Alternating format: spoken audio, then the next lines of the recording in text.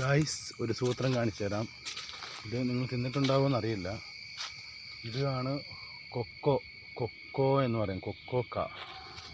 എന്താ ഇതതിൻ്റെ ഉണങ്ങിയതാണ്. ഇതാണ് അതിൻ്റെ ഇത് പച്ചയാണിത്. പഴുത്തതൊന്നും കാണുന്നില്ല. ഇത് പഴുത്തത് കണ്ടിട്ടുണ്ടെങ്കിൽ ഞാൻ എടുത്തിടാം. പഴുക്കുമ്പോൾ നല്ല ടേസ്റ്റാണ് ഈ സാധനം. ഇത് നമ്മുടെ ഗുരു സിനിമയിലെ ഇലാമ പഴത്തിൻ്റെ അതുപോലെയാണ് ഇരിക്കുന്നത്. കണ്ടോ,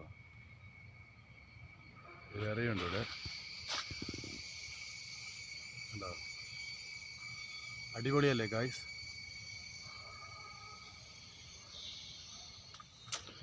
വേറെ മരത്തിൻ്റെ നോക്കട്ടെ, ഉണ്ടോന്നേ.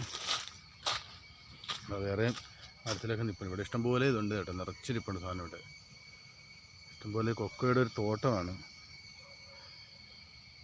ഇതിൽ നിന്നാണ് ചോക്ലേറ്റും ഇതെല്ലാം ഉണ്ടാക്കി വരുന്ന സാധനം. എന്താ